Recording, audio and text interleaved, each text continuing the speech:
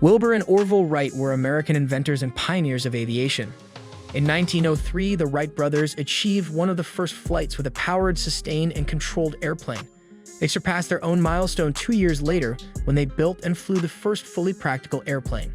So in this video, we are going to talk about the story of the Wright brothers.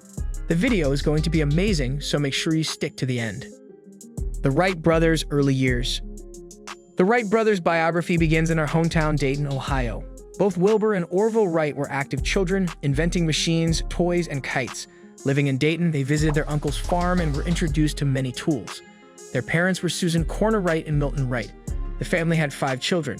When Wilbur and Orville were young, the Wright family moved around but settled in Dayton in 1884.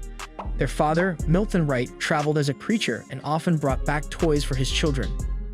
One day in 1878, he brought back a small model helicopter, based on a design by Alphonse Pénon, a French aeronautical pioneer. It was made of bamboo, cork, and paper, and had a rubber band to power its blades. This helicopter model sparked the Wright brothers' love for aeronautics and flying. When he was older, Orville said that he and his brother grew up in a home where there was always much encouragement to children to pursue intellectual interests, to investigate whatever aroused curiosity. No doubt, this is what helped the Wright brothers to pursue their dream and goal of invention. Printers and bike makers.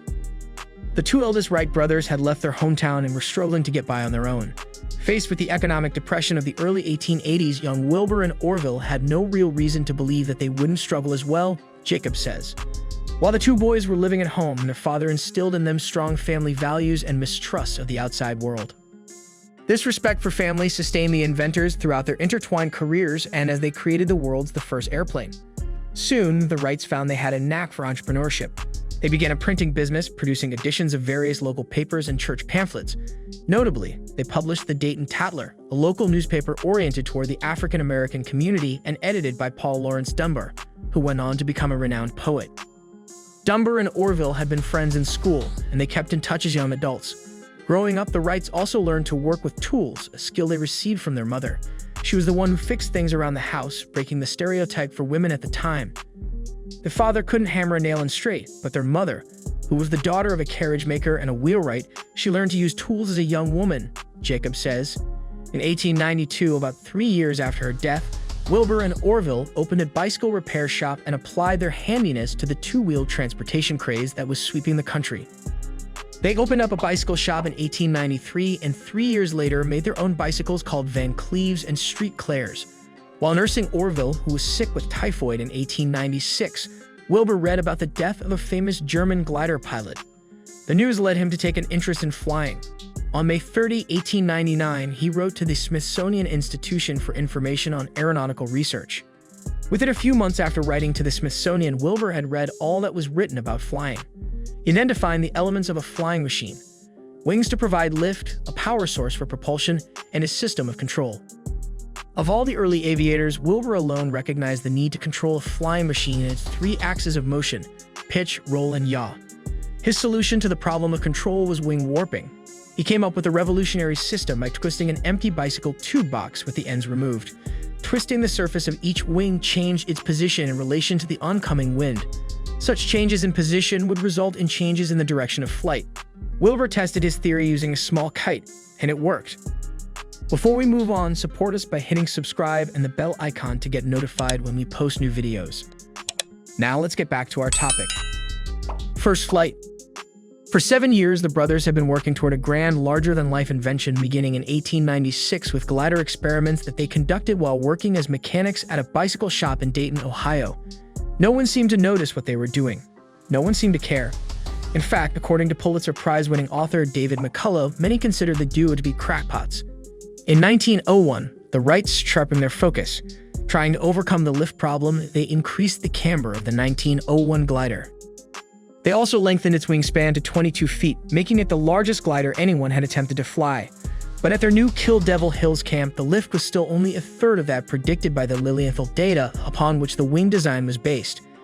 And the glider pitched wildly, climbing into stalls. When they returned to the earlier camber, they achieved longitudinal control and eventually glided 335 feet. But the machine was still unpredictable.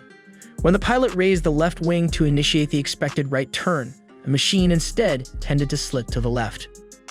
This failure and the realization that their work had relied on false data brought them to the point of quitting. Instead, they built a wind tunnel and produced their own data. The 1902 machine embodies the Wright's research. They gave an efficient 32-foot wings and added vertical tails to counteract adverse yaw. The pilot moved the hip cradle to warp the wings. Some 400 glides proved the design workable, but still flawed. Sometimes, when the pilot tried to raise the lowered wing to come out of a turn, the machine instead slid sideways toward the wing and spun into the ground. Orville suggested a movable tail to counteract this tendency.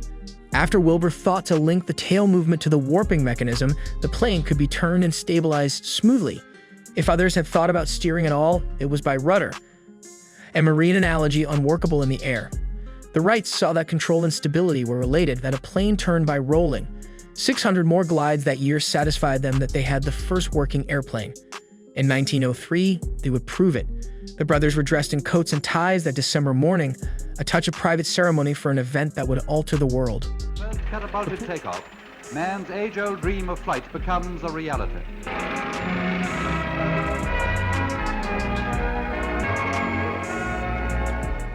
The pools around their camp were icing up, and the break in the weather might be their last chance of the season. Words were impossible over the engine's roar, so they shook hands and Orville positioned himself on the flyer. Then, on a remote sandy beach, in the year 1903, he broke our bond to the earth. He flew. It lasted only 12 seconds, and the distance of the flight was less than the length of an airliner. But for the first time, a manned heavier-than-air machine left the ground by its own power and moved forward under control without losing speed, and landed on a point as high as that from which it started. Within 2 generations, we had taken to the air for routine travel, seen an aircraft break the sound barrier, and watched a man walk on the moon. Making the invention public. The claim of the Wright brothers to have flown was widely doubted during the years 1906-7. During that period, a handful of European and American pioneers struggled into the air in machines designed on the basis of an incomplete understanding of Wright technology. Meanwhile, the brothers, confident that they retained a commanding lead over their rivals, continued to negotiate with financiers and government purchasing agents on 2 continents. In February 1908, the Wrights signed a contract for the sale of an airplane to the U.S. Army. They would receive $25,000 for delivering a machine capable of flying for at least 1 hour, with a pilot and passenger at an average speed of 40 miles, 65 kilometers per hour. The following month, they signed a second agreement with a group of French investors interested in building and selling Wright machines under license. With the new aircraft that they would fly in America and France ready for assembly, the Wright brothers returned to the Kill Devil Hills in May 1908, where they made 22 flights with their old 1905 machine, modified with upright seating and hand controls. On May 14, Wilbur carried aloft the first airplane passenger, mechanic Charles Furnace. Fame and success. Despite their success, many people refused to believe in their research. Wilbur left for Europe in 1908, where he hoped to have more success in selling aeroplanes and encouraging the public to believe in their invention. Orville and their younger sister Catherine joined Wilbur in Europe in 1909. Here, the Wright brothers were recognized for their work and became huge celebrities. They would be featured in the press and even spent time with the royals and heads of state. They became wealthy businessmen by selling their airplanes and returned to the United States in the same year. All throughout their success, the brother took shared credit and responsibility for their work and had a strong and close relationship. So that's it. Please like, share, and comment your thoughts below if you like this video. Remember to subscribe to see our next video. Stay safe, and we will be back soon with another video.